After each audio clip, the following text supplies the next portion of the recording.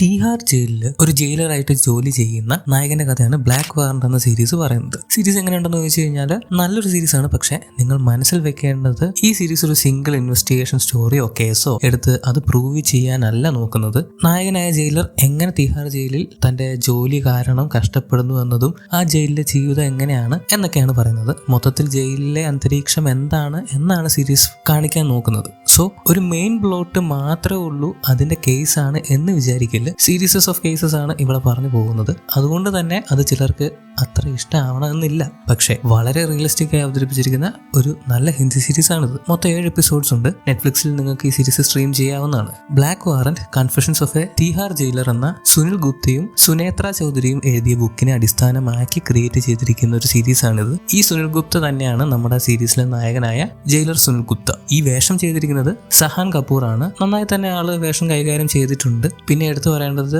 DSP തൊമാറായി അഭിനയിച്ച രാഹുൽ ഭട്ടാണ്. പുള്ളിയും നല്ല പെർഫോമൻസ് തന്നെ കാഴ്ചവെക്കുന്നുണ്ട്. ജയിലിലുള്ളവരുടെ മാനസികാവസ്ഥയും മറ്റുമാണ് സീരീസ് പറയുന്നത്. കൂടാതെ അവിടെ നടക്കുന്ന ഗാങ്സിന്റെ അടിയും ഇടിയും ഒക്കെ പറഞ്ഞു പോകുന്നുണ്ട്. ബേസിക്കലി തീഹാർ ജയിൽ എന്ന സ്ഥലം എത്ര ഡേഞ്ചറസ് ആണ് എന്നാണ് ഈ സീരീസ് കാണിക്കുന്നത്. പിന്നെ ഈ ക്യാരക്ടേഴ്സ് നല്ല ഡെപ്ത് ഉള്ള ക്യാരക്ടേഴ്സ് ആണ്. അങ്ങനെ നല്ല സ്വഭാവമുള്ളവർ എന്നൊന്നും പറയാൻ പറ്റില്ല.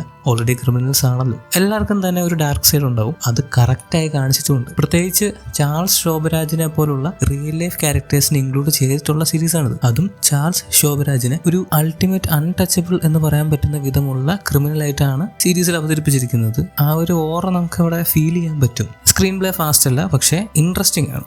ഏത് സീനിൽ നിന്ന് ഏത് സീനിലേക്കാണ് അടുത്തതായി പോകുന്നത് എന്ന് നമ്മൾ ആലോചിച്ചു പോകും. കൂടാതെ സുനിൽ ഗുപ്തയുടെ ഫ്രണ്ട്സ് ആയിട്ടുള്ള 2 ഓഫീസേഴ്സും കൂടെ ഈ സീരീസിൽ വരുന്നുണ്ട്. അവരുടെയും പേഴ്സണൽ ഇഷ്യൂസ്, അവരുടെ മെന്റൽ ഇഷ്യൂസ്, അങ്ങനെയുള്ള കാര്യങ്ങളൊക്കെ ഈ സീരീസ് ചർച്ച ചെയ്യുന്നുണ്ട്. അത് നല്ലൊരു സ്റ്റോറി ടെല്ലിങ്ങിന്റെ ഗുണമാണ്. മെയിൻ പ്ലോട്ടിൽ നിന്ന് വിട്ടുപോകാതെ ഈ പറഞ്ഞ മെയിൻ ക്യാരക്ടേഴ്സിന്റെ എല്ലാം ബാക്ക് സ്റ്റോറി അല്ലെങ്കിൽ ലൈഫിലെ പ്രോബ്ലംസ് ഒക്കെ ഇതിന്റെ സൈഡായിട്ട് തന്നെ നമുക്ക് അല്ലെങ്കിൽ നമ്മളിലേക്ക് എത്തിക്കാൻ പറ്റുന്നുണ്ട്. സോ ഒരു നല്ല സ്റ്റോറി ടെല്ലിങ്ങും കൂടിയുള്ള സീരീസ് ആണത്. പക്ഷേ വീണ്ടും ഞാൻ പറയുന്നു, ഒരു റിയലിസ്റ്റിക് എക്സ്പീരിയൻസിന് വേണ്ടി കണ്ടാൽ മാത്രമേ നിങ്ങൾക്ക് ഈ സീരീസ് ഇഷ്ടമാകൂ. അല്ലാതെ ചലഞ്ചിങ് ഇൻവെസ്റ്റിഗേഷൻ സ്റ്റോറിയൊക്കെയാണ് എന്ന് പ്രതീക്ഷിച്ച് കണ്ടാൽ നിങ്ങൾക്ക് അത്ര ഇഷ്ടമാകണമെന്നില്ല. അതാണ് ഈ സീരീസിനുള്ള ഏക പ്രശ്നം. വളരെ റിയലിസ്റ്റിക് ആയിട്ടാണ് അവതരിപ്പിച്ചിരിക്കുന്നത്.